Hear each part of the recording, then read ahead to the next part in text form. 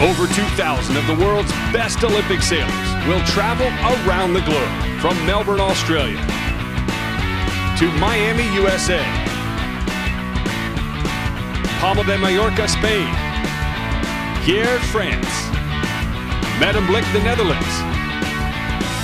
Kiel, Germany, and Weymouth, Great Britain, to determine the champions of the ISAF Sailing World Cup. It's day number 4 here at U.S. Sailing's Rolex Miami OCR in Miami, Florida. And for the Olympic classes, today will determine who will make the top 10 for tomorrow's medal race and the finals for the women's match racing. But for the 2.4, Scud 18, and Sonar Paralympic classes, today will decide the regatta and determine who will make the U.S. sailing team Alpha Graphics. We're here in Miami, Florida at the Rolex Miami Olympic Classes Regatta, which is the second half of the Paralympic trials for the 2012 Games in London. We just had our World Championships in Port Charlotte on the opposite side of the Florida coast, and the sailors are carrying their finishing position as points into Miami. In the Scud class, you should keep an eye on JP Cranu and Jen French, who are currently in 3rd, and Scott Whitman and Julia Dorsett. In the Sonar class, we've got Paul Callahan, Tom Brown, and Brad Johnson, who are currently in 3rd, followed closely by Rick Dorr, and those two have been tight competitors for the last several years. We've got 4 races to go, and anything can happen. The cards are going to fall where they may, and we're really looking forward to having a great team representing us in London. The pressure is on for these Paralympic sailors, and unlike the past few days, the conditions are going to be a bit lighter, putting a premium on strategy and tactics.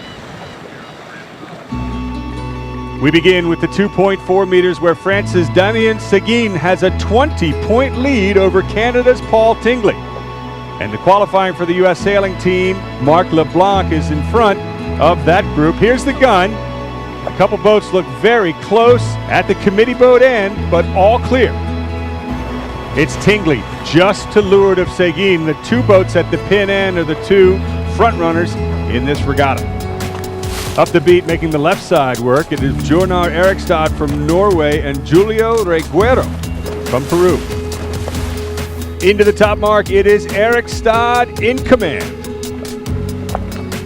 His lead about 6 boat lengths, and just look at the crowd behind him. With a change, of course, at the bottom of the track, it is still Erikstad in the lead. He takes the left-hand gate, looking upwind, and escapes to that side. The top 3 approach the top mark for the last time. And here's Marc LeBlanc, a high-risk move, tacking below so many starboard tackers, thin on the ley line. He is fighting to make the U.S. sailing team.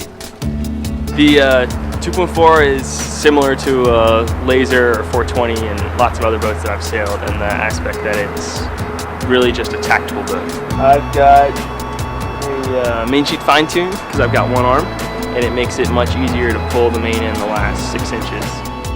Coming into the finish, Erikstad has got the lead, but the battle is for 2nd. So it's Norway who takes the race. Canada's Paul Tingley takes 2nd. Damien Seguin will take 3rd. Of course, it's a big event this year. So I won the gold medal in Athens, I was silver in Beijing, and of course I won the big title in London. We now move over to the semi-finals of the women's match racing, and there's a tie for the top 4. At 1-all, we're looking at Australia's Olivia Price facing Sally Barco. We're different, we're agile, and we sail a lot of different modes, which means that we're a little bit unpredictable, so we're trying to take that into the semi-finals. A lot of people haven't seen us race at our potential, so ready to show the world what we've got. We haven't raced against them a whole lot, so not really sure what to expect, except for I think they're pretty fast and good around the racetrack. So. Our biggest competition is probably ourselves. We're really working on being disciplined and not making too many mistakes, but there's a lot of great teams here, so everybody's really at the top of their game. In match number 2, it's Finland's Celia Lehtinen. She'll face GBR's Lucy McGregor. Both of these teams also with 1 win each.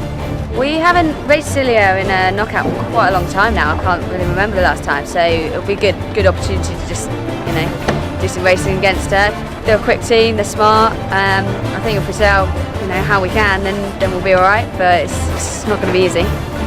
We're starting the semis today against Great Britain's Lucy McGregor's team, and looks like it's going to be a really good racing day.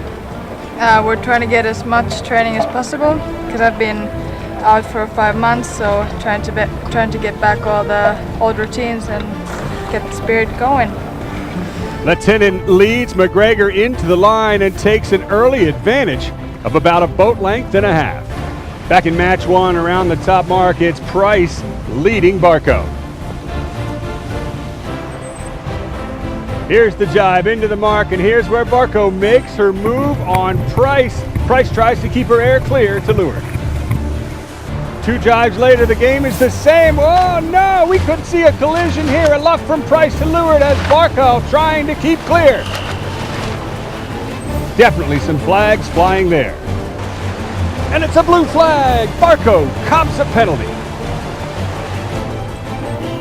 Well, it was a move that gave Barco the lead, but it cost her a penalty.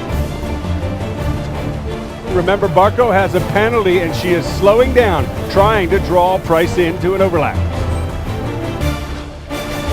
Now is where the game gets interesting. No spinnaker set. Both boats over-trim the sails and slow down as Barco tries to reel Price in, and Price responds by slowing down. Price needs to match Barco's every move. While in match 2, McGregor continues to chase Lehtinen upwind. Close action and a collision! Barco was on starboard. Could Price respond in time? More flags. And a double blue for Sally Barco.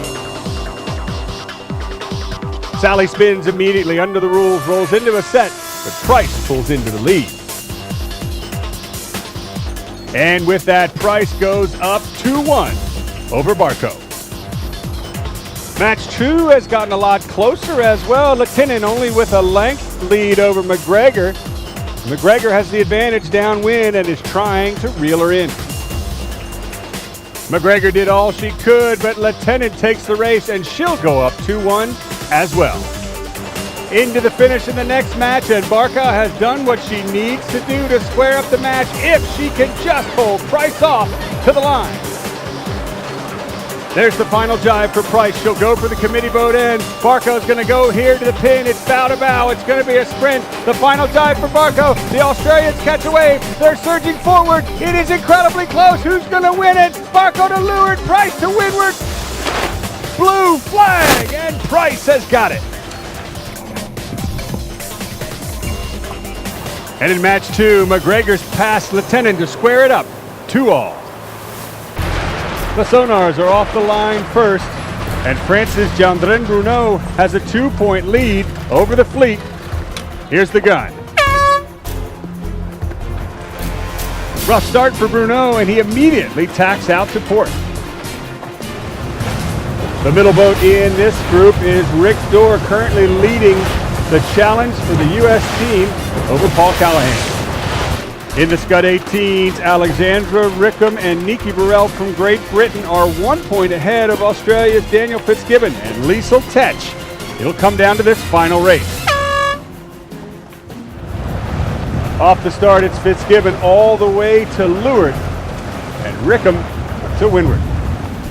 Downwind in the sonars, it's USA's Andrew Fisher out in front. And in the fight to make the U.S. sailing team, Callahan and Dorr are match racing neck and neck. Approaching the top mark, the whole fleet is close.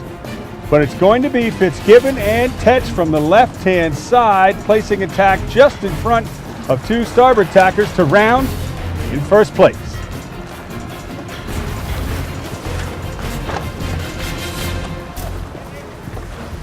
Crayneau and French in second, and just behind the British, Rickham and Burrell.